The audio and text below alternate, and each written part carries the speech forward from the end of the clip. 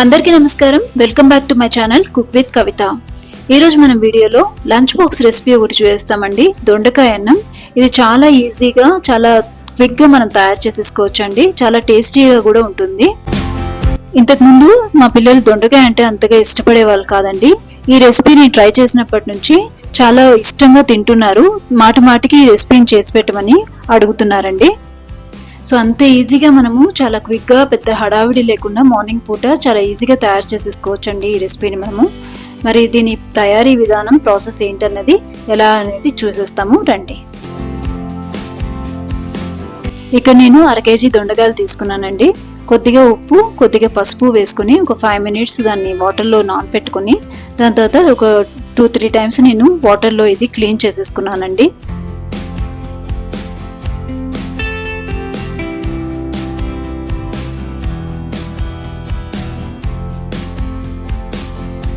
ఇప్పుడు క్లీన్ చేసుకున్న ఈ దొండకాయల్ని చివరి భాగంలో కట్ చేసేసుకోండి. దాని తర్వాత సన్న ముక్కలుగా పొడవుగా కట్ చేసుకోండి. ఇప్పుడు నేను ఇలా చూపిస్తున్న విధంగా సన్నగా పొడవుగా కట్ చేసుకోండి. ఒకవేళ దొండకాయలు కనుక పెద్ద సైజు కనుక ఉంటే ఫస్ట్ సన్న ముక్కలుగా కట్ చేసేసుకొని దాన్ని హాఫ్గా చేసేసుకోండి. మనకి తినేటప్పుడు కొంచెం కంఫర్ట్గా ఉంటుంది.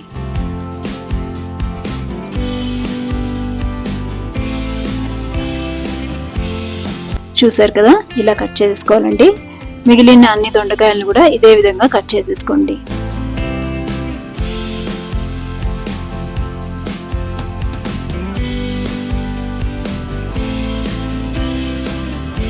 చూడండి, ఇలా నీట్గా ఇలా కట్ చేసేసుకోండి సన్న ముక్కలుగా. ఇప్పుడు దీన్ని తయారు చేయడానికి కావలసిన పదార్థాలు చూసేస్తాము. సన్న ముక్కలుగా కట్ చేసుకున్న ఒక మీడియం సైజు ఉల్లిపాయలు, చిన్న ముక్కలుగా కట్ చేసుకున్న ఒక మీడియం సైజ్ టమోటా, చిన్న నిమ్మకాయ అంత సైజు చింతపండును తీసి పల్ప్ తీసి పెట్టుకున్నానండి. 2-3 tablespoon ఆయిల్ తీసుకున్నాను. కొద్దిగా బెల్లం,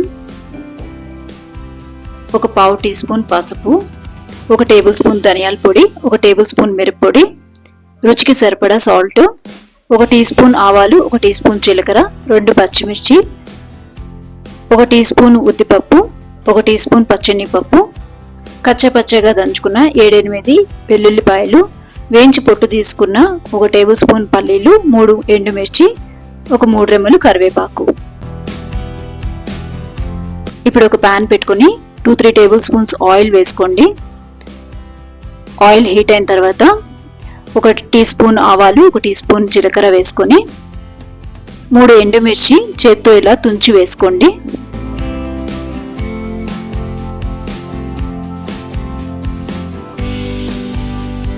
తర్వాత 1 teaspoon పచ్చెనగపప్పు, 1 teaspoon ఉద్దిపప్పు వేసుకొని వేయించుకోండి. పప్పులు కొంచెం వేగాలండి.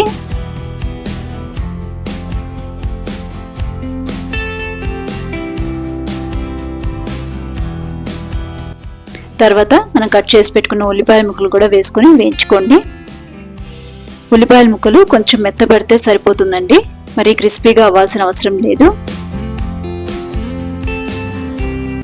ఇందులోనే కొంచెం ఇంగు కూడా వేసుకోండి. కొద్దిగా కరివేపాకు,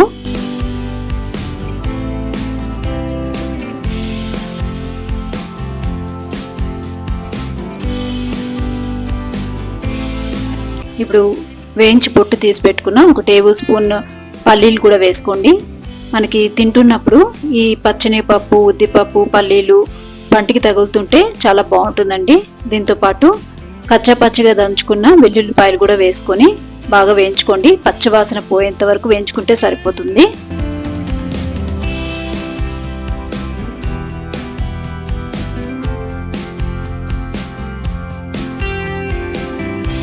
ఒక tablespoon కారపొడి, 1 tablespoon ధనియాల పొడి, 1/2 teaspoon పసుపు కూడా వేసుకున్నానండి. వేసి వేయించుకోండి. ఇవన్నీ మాడకూడదండి, గరిటెతో అటు ఇటు తిప్పుకుంటూ వేయించుకోవాలి. చీల్చి పెట్టుకున్న 2 పచ్చిమిరపకాయలు కూడా వేసుకొని బాగా వేయించుకోండి. ఇప్పుడు రుచికి సరిపడా ఉప్పు కూడా కలుపుకోండి.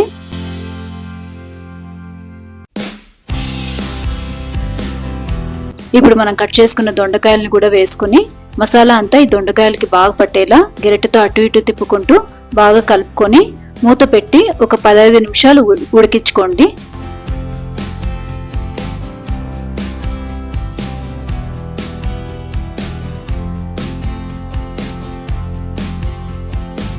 కింద అడుగు కట్టకుండా మధ్య మధ్యలో గరిటెతో తిప్పుకుంటూ ఉడికించుకోండి.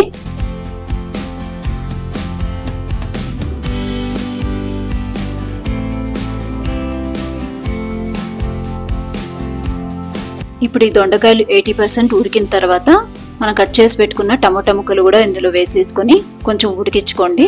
టమోటా ముక్కలు కొంచెం మెత్తపడితే సరిపోతుందండి. ఇవి తొందరగానే ఉడికిపోతాయి. ఆల్రెడీ దొండకాయలు బాగా వేగున్నాయి కదండి, ఆ వేడికి తొందరగానే ఉడికిపోతాయి.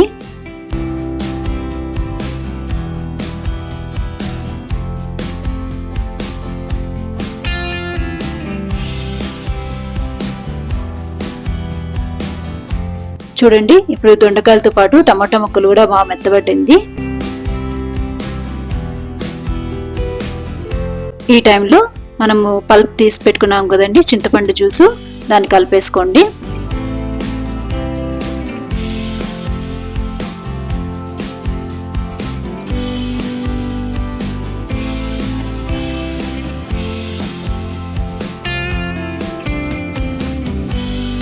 ఇప్పుడు దీంతో పాటు కొంచెం బెల్లం కూడా వేసుకోండి. ఇది ఆప్షనలేనండి, అవసరం లేదనుకున్న వాళ్ళు దీన్ని స్కిప్ చేయొచ్చు, కానీ వేస్తే టేస్ట్ బాగుంటుందండి. ఉప్పు, కారము, పులుపు, కొద్దిగా స్వీట్ తగులుతుంటే టేస్ట్ చాలా బాగుంటుంది. మూత పెట్టి ఒక 5 నిమిషాలు ఉడకనివ్వండి, సరిపోతుంది.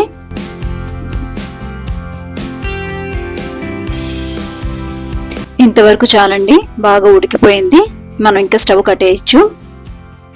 ఇప్పుడు పొడిపొడిలాడే వైట్ రైస్లో ఈ మిశ్రమాన్ని అంతా కలిపేసి పులిహోర కలిపినట్లుగా కలుపుకునేసేయండి.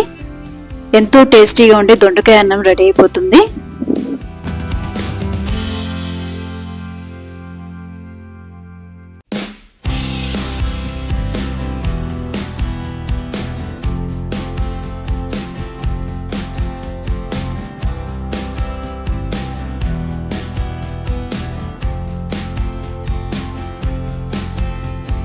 అంతేనండి, ఎంతో ఈజీగా, చాలా క్విక్గా, టేస్టీగా మనము దొండకాయ అన్నం తయారు చేసేసుకోవచ్చండి. పెద్ద హడావిడి లేకుండా మార్నింగ్ టైమ్స్లో చాలా ఈజీగా తయారు చేసేసుకోవచ్చండి. దొండకాయ అంటే అంతగా ఇష్టం లేని వాళ్ళు కూడా ఈ విధంగా తయారు చేశారంటే చాలా ఇష్టంగా తింటారండి.